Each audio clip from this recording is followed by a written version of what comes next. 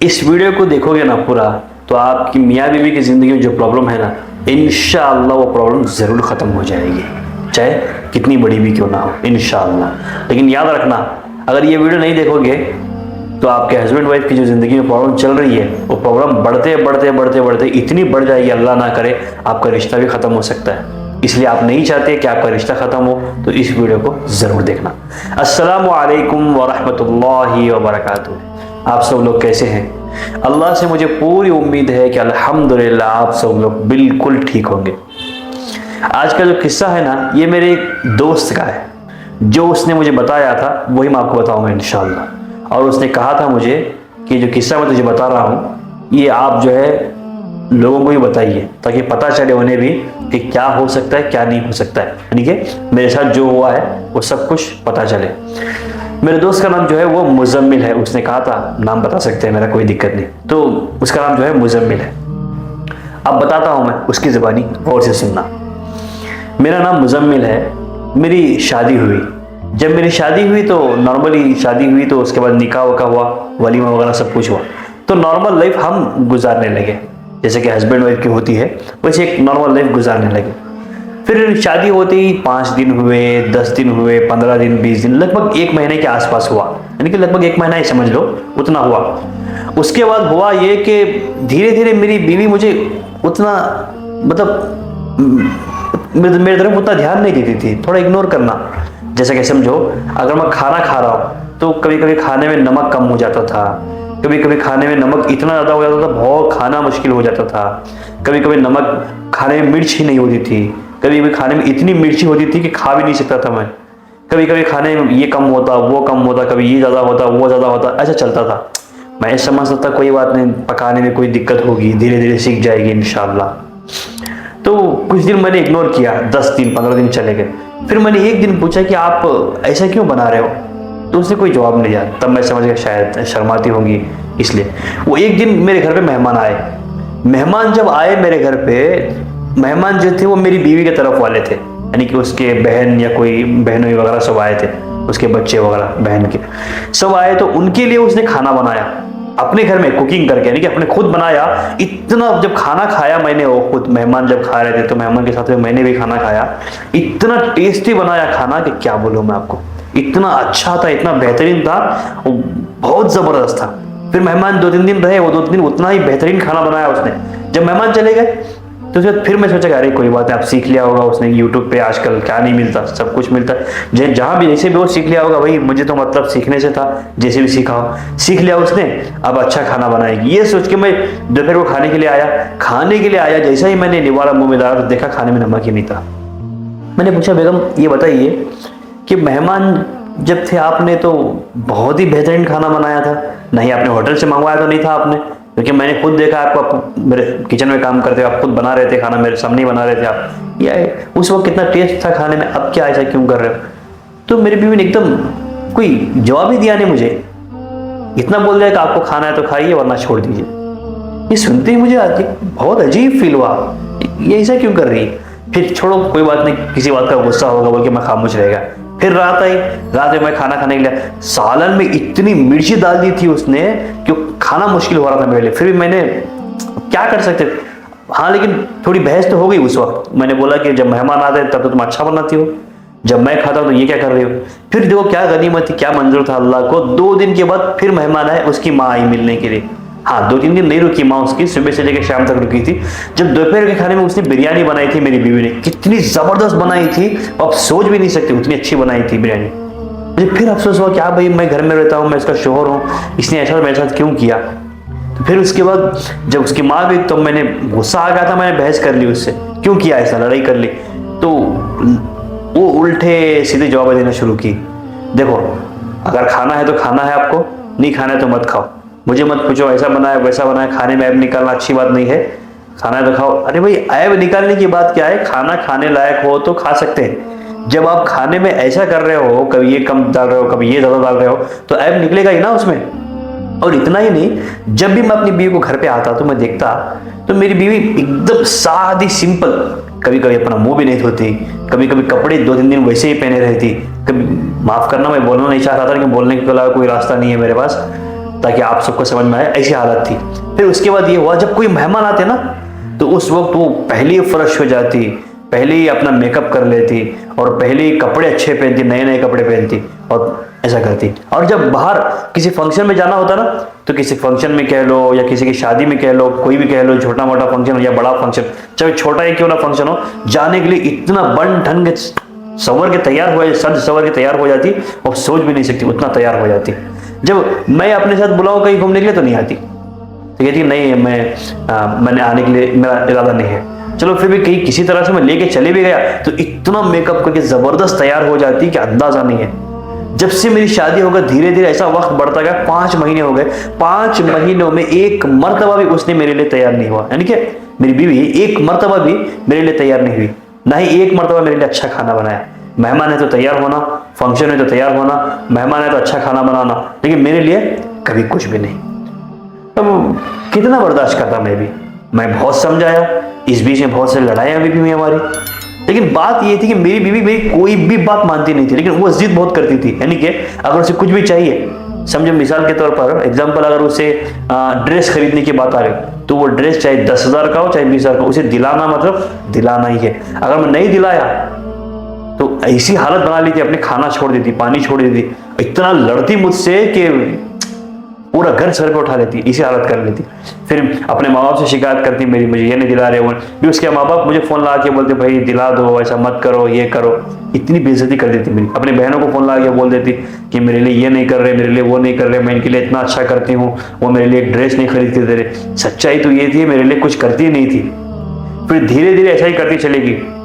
तो अब हुआ ये कि मुझे देख देख कर बेजार आना शुरू हुआ, तो मैंने हर चीज को उसके इग्नोर करना शुरू कर दिया। हर चीज को इग्नोर करते करते कब ऐसा वक्त आ गया मुझे पता ही नहीं चला, मैंने खुद उसे ही इग्नोर करना शुरू कर दिया।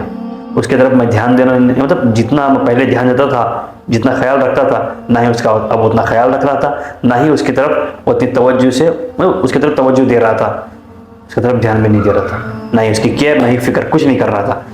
जब अपने हस्बैंड की वो ना कोई केयर कर रही, फिक्र कर रही, हस्बैंड का ख्याल रख रही, हस्बैंड की बातों की तरफ ध्यान दे रही है, ना हस्बैंड की तरफ ध्यान दे रही, तवज्जो ही नहीं है उसका, तो मैं क्यों रखूं। धीरे धीरे मेरे दिल से उतरती चली गई, पहले मेरी नजरों में उतरती चली गई। इस तरह करने का उतरती क्या, गिर गई मेरी नजरों से पूरी तरह से, क्योंकि ऐसे ऐसे उसने काम किए धीरे धीरे, जिसको बता भी नहीं सकता। इस तरह से मेरी नजरों से गिर गई वो, फिर धीरे धीरे मेरे दिल से भी गिरते चली गई। फिर हुआ ये कि एक दिन वो क्या मंजूर था अल्लाह को, क्या नहीं, वो मुझे नहीं पता। ऐसा हुआ कि उसने नोटिस करना शुरू किया, ध्यान देना शुरू किया कि पहले जितना ये कोई चीज़ खाना अच्छा नहीं बनता था मुझे बोलते थे, कपड़े अच्छे नहीं पहने तो मुझे बोलते थे, अब मुझे कुछ बोल ही नहीं रहे। चाहे मैं अच्छे पहनूं चाहे नहीं पहनूं, चाहे खाना अच्छा बनाओ ना बनाओ, अक्सर तो ये बाहरी खाना खा के आ रहे हैं, मेरे हाथ का बना हुआ खाना भी नहीं खा रहे। मेहमान आए तब भी बाहरी खा रहे हैं, कभी कभी घर पे खा रहे हैं, क्या हो रहा है। तब इसने देखना शुरू किया। फिर वो ऐसे ऐसे काम करने लगी कि वो काम की वजह से मेरा ध्यान उसकी तरफ चला जाए। लेकिन वो ये चाह रही थी मैं अपनी तवज्जो उसकी तरफ वापस कर लूं, लेकिन मेरे दिल से उतर चुकी थी, तो इसलिए मैंने जो है मेरी तवज्जो उसकी तरफ नहीं हो रही थी, यानी ध्यान ही नहीं दे रहा था मैं उसकी तरफ। फिर ऐसे ही चलता है मौसम। फिर एक दिन अल्लाह का करना ये हुआ कि किसी उसकी एक दोस्त है, उसकी दोस्त कह लो या बड़ी बहन उसकी, माफ़ करना, उसकी बड़ी बहन उसे साथ में लेके किसी इज्तिमा में चले गए। वहाँ पर किसी मौलवी साहब कह लो या मौलवी जो भी थे, वहाँ बयान चल रहा था शोहर के बारे में। तो बहुत सारा बयान हुआ, तो शोहर का कैसे ख्याल रखना है, शोहर के साथ में कैसे रहना है, क्या रहना है, तो ये बयान चल रहा था वहाँ पर। तो सुनी, वो था ना, अल्लाह जिसे हिदायत देना चाहे सेकंड नहीं लगाता, हिदायत दे देता, जिसे नहीं देना चाहे जिंदगी भर तरसते हो कभी नहीं मिलती।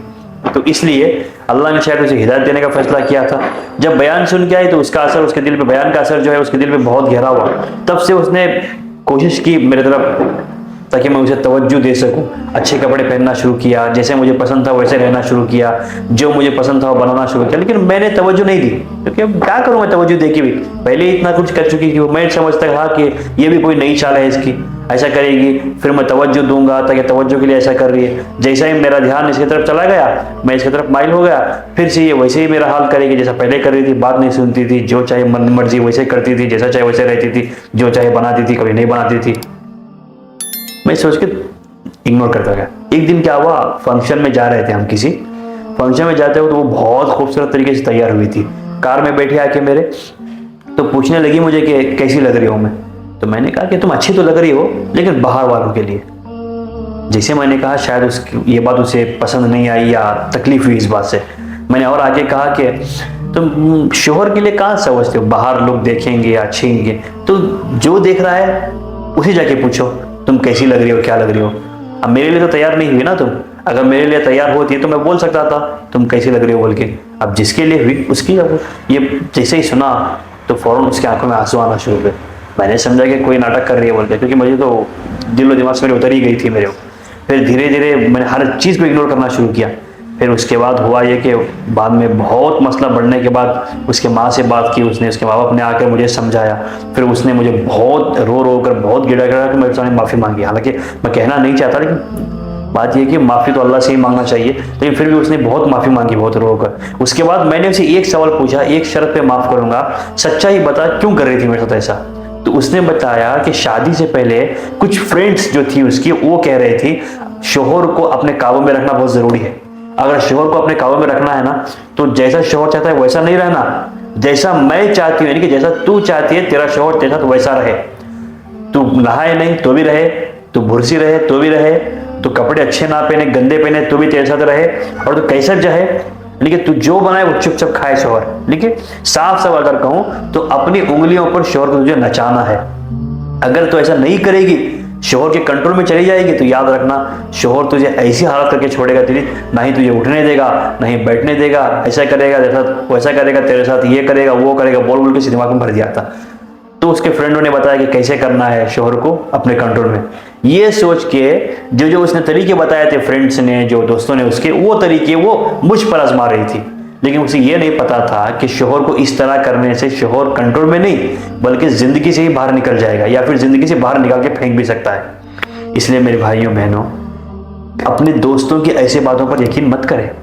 याद रखो अच्छी तरह से, कब भी, चाहे मर्द के लिए भी बोल रहा हूं मैं, मर्द भी ऐसा मत करो। अपने बीवी को कंट्रोल करने के लिए अपनी मन मर्जी के मुताबिक बीवी को रखोगे, ऐसा नहीं चलेगा। हाँ, कुछ हद तक रखो, लेकिन उसकी भी कुछ ख्यालात होते हैं, उसकी भी कुछ मर्जी होती है, वो भी सोचो, वो भी समझो, उसे भी समझना जरूरी है। और ना ही बीवियों को ऐसा करना चाहिए, वरना आपकी जिंदगी तबाह होने के लिए सेकंड नहीं लगेंगे। याद रखो, शादी होने के लिए सालों लग जाते हैं, लेकिन तबाह होने के लिए एक सेकंड नहीं लगता। कब छोड़ देगा बीवी, मतलब कब छोड़ देगा शोहर आपको पता नहीं चलेगा, या बीवी आपको कब छोड़ देगी ये भी आपको पता नहीं चलेगा। इसलिए समझदारी से अपना ख्याल रखें, समझदारी से शादीशुदा के रिश्ते को निभाएं, ना कि अपनी मनमर्जी से निभाएंगे तो कोई फायदा नहीं रहेगा। इसलिए याद रखो, शोहर जैसा चाहता है बीवी वैसा रहने की पूरी कोशिश करे, बीवी जैसा चाहती है शोहर वैसा, अगर अच्छाई बुराई में नहीं, हाँ फिर जैसा चाहती है वैसा रहने की कोशिश करो। आप भी अपनी बीवी को समझो, और बीवी जो है आप भी अपने शोहर को समझो। जब उस बोलने का मेरा मतलब ये है, तब जाकर आपकी जिंदगी इंशाअल्लाह खुशहाल हंसते खेलते अच्छी रहेगी। वरना याद रखो, जिंदगी पूरी तरह से खराब हो जाएगी। किसी दोस्तों में, किसी बाहर वालों की बातों में आकर तो अपनी बीवी को कंट्रोल कर ले, तो अपने शोहर को कंट्रोल कर ले, ये फजूल बातों से बाज आ जाइए। यानी कि ये बातें मत सुनना, इग्नोर कर देना। वो बोलेंगे तो भी ध्यान मत देना उन बातों पे, क्योंकि आपकी जिंदगी, जब आपकी जिंदगी में कोई लड़ाई, कोई परेशानी आती है ना, वो बाहर वाला आकर नहीं सुलझाता, आप दोनों को ही अपनी अपनी प्रॉब्लम सॉल्व करनी पड़ती है। ऐसा नहीं कि आप, यानी कि आपके वाइफ को प्रॉब्लम हो गई कि आपके वाइफ के घर वाले ने क्या समझो, आप बीवी हो, अगर आपको प्रॉब्लम हो गई तो आपके फ्रेंड आकर नहीं समझाएंगे, आपको नहीं संभालेंगे आपको। अब देखो, उसकी, मेरे दोस्त की बीवी ने इतना सब किया, जब उसने इग्नोर करना शुरू किया, तो जब वो रो रो कर माफी मांगी, तो उस वक्त कौन आया? क्या वो जो फ्रेंड बोले थे उसको कि ऐसा कर वैसा कर, वो आए? क्या नहीं आए। इसे ही अपनी प्रॉब्लम, जिंदगी बचानी पड़ी ना, अपनी प्रॉब्लम सॉल्व करनी पड़ी ना अपनी जिंदगी बचाने के लिए। तो इसीलिए कोई बाहर का नहीं आता, अपनी जिंदगी में किसी बाहर के मत सुनो, सिर्फ बीवी शोहर का सुने, शोहर बीवी का सुने। बस, फिर मिलेंगे अगले वीडियो में। अस्सलामु अलैकुम व रहमतुल्लाहि व बरकातुहू।